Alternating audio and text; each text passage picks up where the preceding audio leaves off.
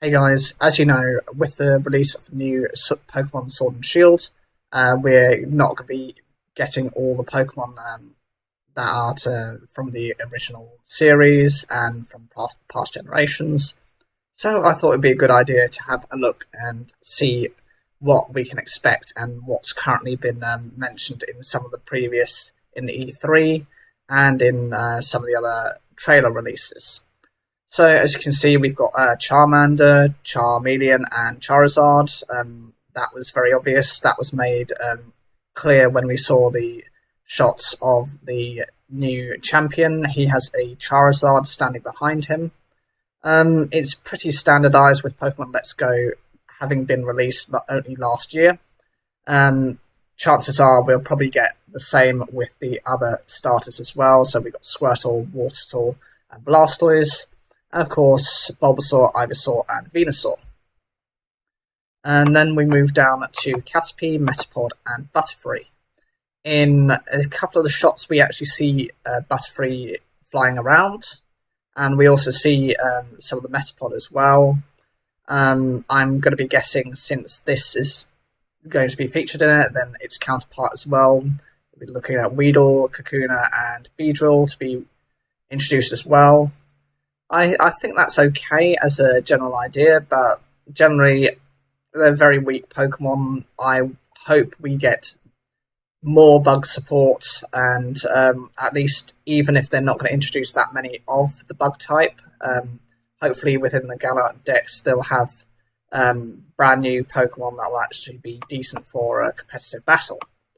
So we also have, as a staple, the Pichu, Pikachu, and Raichu. There's a shock. That's obvious. Pikachu being the main support for the hero, for Ash, and just generally used throughout a lot of merchandise, means that it was obviously going to be in the game. I don't mind that it's in here. To be honest, I use Raichu as like a mix set, either physical attack or special attack it can be used for. I think it's relatively decent. It's a shame we don't know where the water gym's going to be based yet, but hopefully we might be able to get access to this before we face that gym leader. Then we have the fairy types Cleffa, Clefairy, and Clefable. Again, we see a Dynamax version of, I believe it's Clefable, so it's obvious that's, even if it's not going to be in the wild, we're going to get in the Dynamax battles. How easy that's going to be, it's difficult to tell at the moment. We only know that the players that compete in the Dynamax all have the opportunity to catch it. Obviously, whomever catches first gets it, and tough tomatoes for the rest of you. It shouldn't be too difficult to catch, and out of everything, it's not particularly that great as a Pokemon. Now, moving on to actually one of my more favoured Pokemon, Vulpix and Ninetales. I love the designs of these Pokemon. I'm glad to see they're actually in here. I'm hoping they might get maybe a new ability, or maybe a couple more fire moves to make them even more impressive. We have to wait and see on that one. Diglett and Dugtrio. Again, we see a Dugtrio as a Dynamax Pokemon. So we're obviously going to see its other version. It has, I'm not sure, but I don't think we're going to be getting Alolan versions. So it will just be your standard ground type, not the ground steel type that you might be used to from Sun and Moon. Growlithe and Arcanine, again, obvious. There was it was featured with Arcanine being shown as a Dynamax Pokemon within the E3 games, and also it being the kind of other side of the Vulpix and Ninetales line means that it was obvious to be seen. Machop, Machoke, and Machamp. We see a few Machop walking around, almost like challenging you. I'm not too surprised at this. I mean, they are pretty much fan favourites for fighting types. They are the original fighters. I grew up with Generation 1, so I am really happy that we get to at least access them. Having said that, the one fighting type that I have not seen on this list, which I am really hoping they keep, is Mian Chao. That, of all the fighting types, that and Gallade are my favourites. I really hope they actually keep it in the game. Then we have Ghastly, Haunter, and Gengar. Again, not much to be said about those, since you've got the trading variation with fighting types, and you have the trading one with the ghost type. Again, Gengar's relatively competitive. It's a bit of a glass cannon. It can be very useful, very fast, set up Destiny, Bond, and various other tricky strategies. I'm glad to see it's in here. It's going to be very useful, I think, in some of the gyms, and even maybe into when we start finding out the information for the Elite Four. We have Onix and Steelix. Steelix is seen as a Dynamax Pokemon, so that's to be expected. They did have difficulty trying to face it when it was as a Dynamax Pokemon. It did set up a few of its shields, so it's quite interesting to see how that reacts. I am looking forward to it. But I don't think it's going to be that great. I do think we might be getting quite a few more fighting types in the game, and definitely this will be under threat. We have Rhyhorn, Rhydon, and Rhyperior. I love Rhydon as a Pokemon. It's always been one of those classic ground rock types that I've loved. I'm not so much of a fan of Rhyperior. I just don't like the colour of it. I think there's more style to Rhydon and Rhyhorn, but I'm glad to see they're in here, and hopefully there's more moves for them. We've got Goldeen and Seeking. I don't really have much of an opinion of having them in this game. It is what it is. Goldeen isn't particularly that great, and bar Seeking's Horn Drill ability attack, or it's not that great. There are much better water type Pokemon that are a fish, that look like fish, that can be used. I hope we get to see its hidden ability of Lightning Rod. Hopefully that'll be at least a little bit useful. We have Magikarp and Gyarados. Again, Gyarados was seen as a Dynamax Pokemon, so we were obviously going to get those. And it was also seen in the wild as well, in the wild area.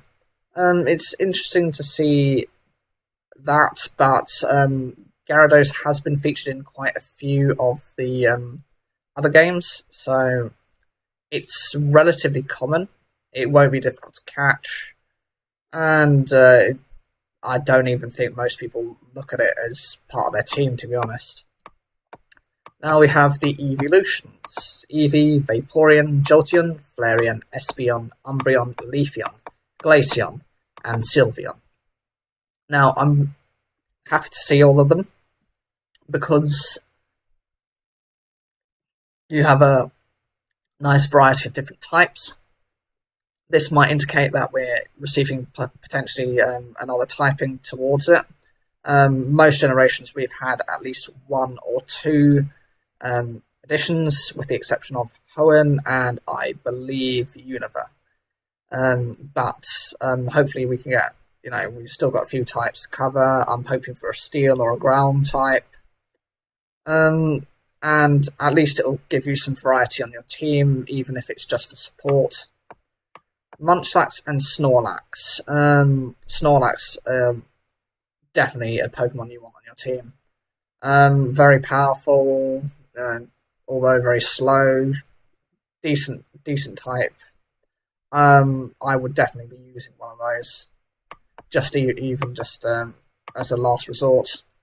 Hoothoot and Noctowl. I don't have too much of an opinion of them. I like the new Corviknight Pokemon that we're getting, and I do see Noctowl just not being used in comparison. Corviknight being steel and flying is just going to completely rip that Noctowl to pieces. Got Chinchou and Lantern. It's nice to see that we've got some Johto Pokemon being introduced, and it being a water electric type can be quite decent in certain matches. I hope it's going to be getting some new moves anyway. Otherwise, it's just probably going to be a bit more defensive than anything. Togepi, Togetic, and Togekiss. Again, not too much of an opinion of those. I generally like the design, but this is one of those that I wasn't particularly interested or excited about. Wooper and Quagsire. Water and ground types. There have been a few of those, but I definitely like the designs of them. I think they could be potentially quite useful against certain gym leaders. I'm sure there must be, since they've announced Yamper, I'm sure there must be an electric type gym somewhere, maybe a bit further along. We'll see how effective they can be. Wynaut and Wobbuffet. Not bothered by them, to be honest. I'd rather they'd introduced other Pokemon. It's not really my thing, to be honest. It's not my cup of tea. Sneasel and Weavile. We again see Weavile in the Dynamax form. It's very fast speed stat. Makes it definitely very useful as a physical attacker. I would consider running one of those, depending on more information when it comes out, but it being a Dynamax, if it's exclusive to that, again, it's going to be a bit of a pain to try and catch it in groups. Mantike and Mantine, sorry. It's okay. I mean, we see them actually in the wild area, so they're not going to be too difficult to catch. Catch them through probably the normal fishing means, and probably, again, like using your bike over water, which I think is a very strange idea, but okay, it means we don't have to have HMs, which is better than, assigning one Pokemon to every HM. Larvitar, Pupitar, and Tyranitar. Well, they're considered pseudo-legendaries, so Tyranitar is quite decent, it'll be the muscle on your team. It's a Pokemon I have enjoyed and would consider using absolutely. Lotad, Lombre, and Ludicolo. They're decent Pokemon, but I don't think I would be running them in my team. I probably quite sure they'll be easy enough to access anyway. Wingull and Pelipper. Again, Wingull was seen flying overhead. That'll be just easy enough to catch in the wild areas. Not particularly challenging Pokemon, and I don't think it's one that I'm going to be using. Rocks, Curlier, Gardevoir, and Gallade. This was one of the Pokemon that I was so happy to get. Gallade. It's just a shame that they've taken out its Mega Evolution. Just such a shame. I loved the Mega. And, I mean, I'll still deal with Gallade, but it's just going to have lost some of that sheen, some of the power. It's definitely going to be on my team. You wait and see. I will be doing some content on that. Electrike and Manectric. I think the reason they've actually had these two are their electric dog-based Pokemon. Again, like Yamper is, so I think there's some sort of indication with similarities to that. I wouldn't be too surprised if they had the Lux, with the Shinx, the Luxio, and the Luxray line, if they were to appear sometime in the future for release. Again, them being electric dog-based, it just adds to them. Roselia, and Roserade, your grass and poison types. Again, not too fussed by these. I prefer pure poison if I'm going to have them. So I'm hoping for more pure poison. But we'll have to see how that goes. We've got Wailmer and Wailord. Now, I think mostly the point of introducing these was to have some sort of comedy factor in there. I mean, how big is a Wailord are you going to have in the wild area? Look, it's massive. Like, you don't even have to be anywhere near it to see how big it is. It's a Pokemon that I can consider using on the team. It's not my favourite, but it's decent. I might think that they should. I would think they're going to have Sharpedo, considering it's also a water type and it was also from the Hoenn region at some point. Trapinch, Vibrava, and Flygon. These three I was definitely happy about. I've always loved Flygon's design. It being Ground Dragon, I definitely see it being used at some point. I will be using it probably on some sort of team in the future. We've got Feebas and Milotic. Again, is the whole thing with Magikarp and Gyarados, since they're there. That's why these are here. So we have Duskull, Dusklops, and Dusknoir. I like these Pokemon anyway. The powerful ghost types. I can consider using them.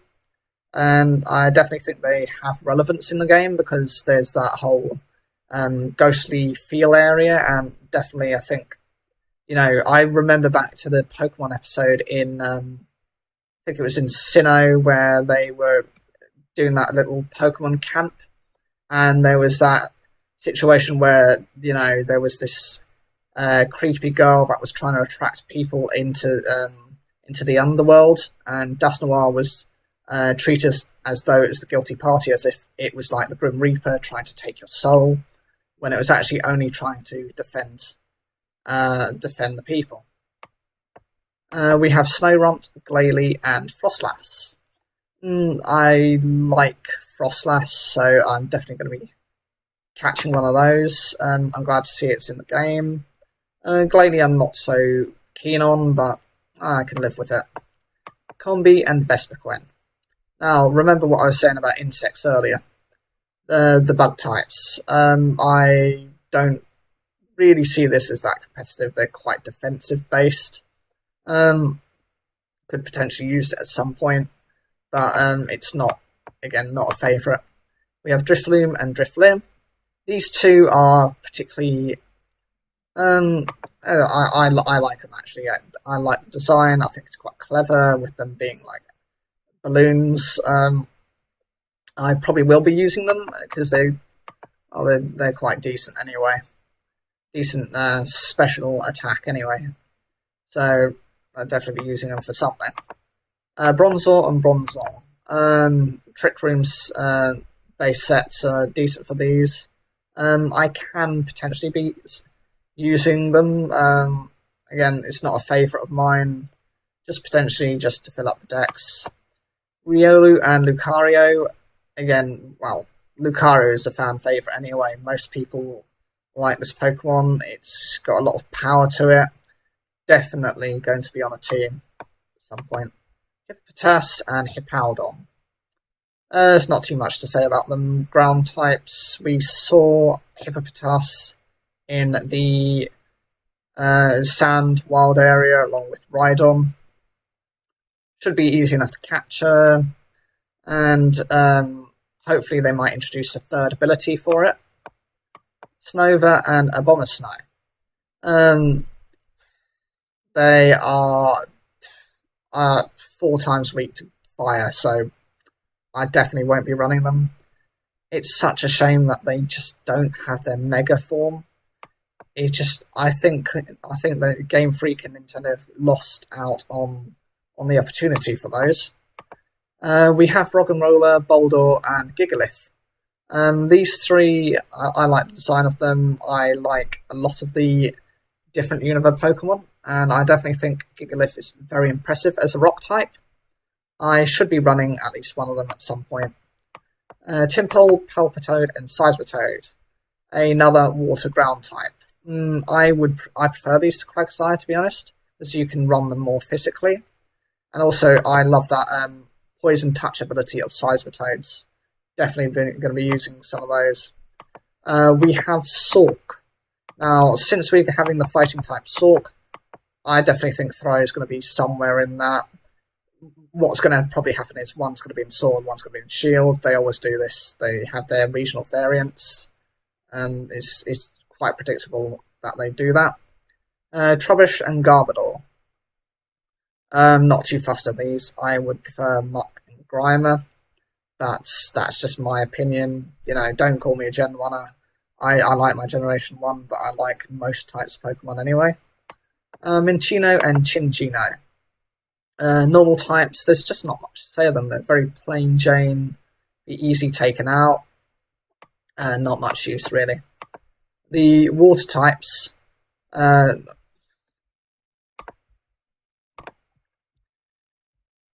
ice type, Vanillite, Vanillish, and Vanillux. Again, Unova Pokemon, and being ice type, they could be quite useful in certain matches. I probably won't be using them. I prefer to use Frostlass over them. That's just generally me. We've got a Frillish and a Jellicent. Water Ghost, quite decent. I will be using a Jellicent at some point. It's a personal favourite of mine. Joltik and Galvantula. Galvantula are quite common around, and I'm sure we saw them again in the wild area.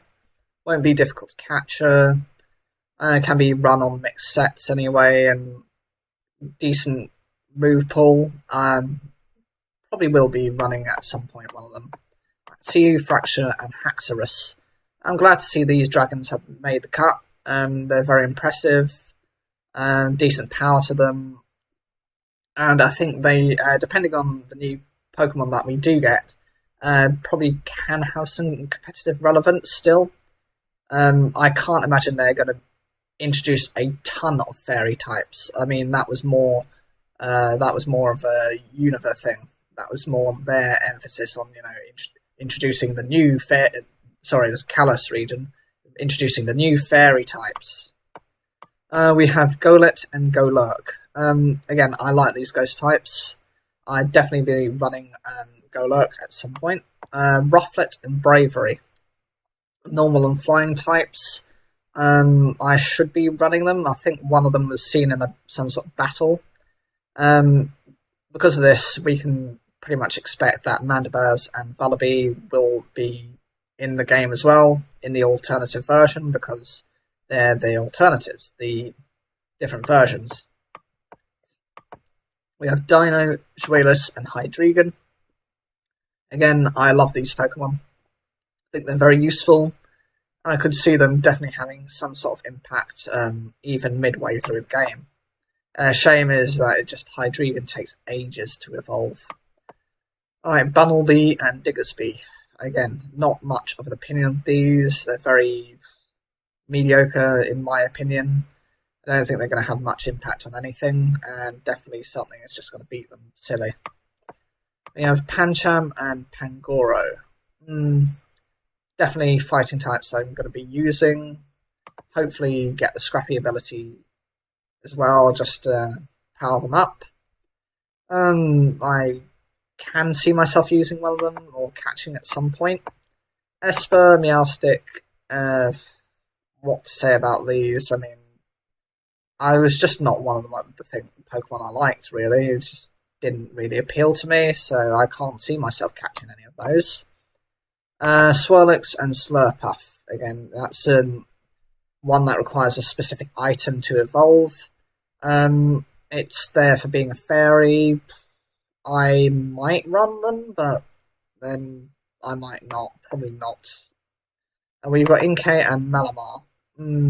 Again, a bit of an issue with them. I just find Malamar a bit too creepy, to be honest.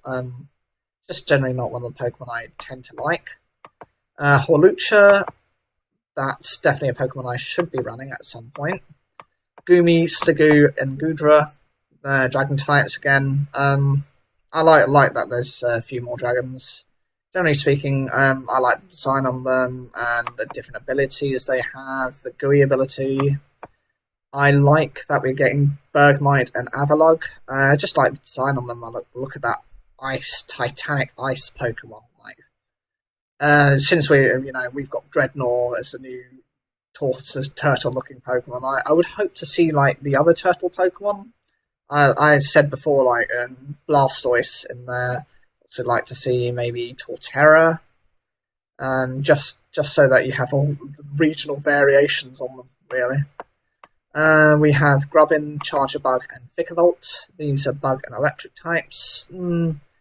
With Sun and Moon, I can't imagine they're going to be introducing too many of their Pokemon, because it is the previous region. think there's going to be more emphasis on some of the older games. And I think Sun and Moon will, well, they had some of the least numbers of Pokemon, so I'm thinking there's just not going to be that many of them, to be honest. We have Wishy-Washy. That's a powerful Pokemon with its ability. Mudbray and Mudsdale, very slow, easy to defeat ground types. I don't see them having much of an impact on anything. We have Stuffle and Beware. I think we see Beware in the wild area. It's definitely a Pokemon I want to capture. It's very impressive for its stats, but we'll have to see what we get. We have Bounsweet, Steenie, and Serena. More Sun and Moon Pokemon, grass types. Can't see them having that much importance in the game. We have Wimpod and Golisopod. Definitely going to be using them. The muscle Pokemon, again, it's similar to the whole Gyarados and Magikarp situation where you've got a really weak Pokemon and then it turns into one of these mighty, impressive Pokemon. And then we have, to finish it off, Mimikyu. Again, it's a Pikachu variation, so you're going to have at least one or two of them at some point in the game. I'm hoping we get some more of them, just like, I don't know,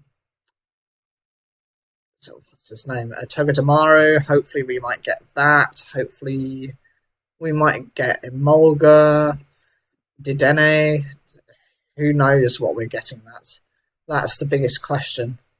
Well, what do you guys think we're going to get? Which Pokemon are you going to be missing if we don't get them?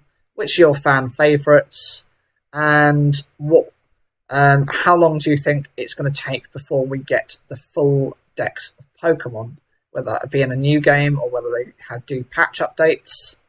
As always, like the video if you enjoyed it. Let me know your comments down below. I always like to engage with your opinions. And subscribe if you haven't already. I'm always looking for more supporters. Thank you very much.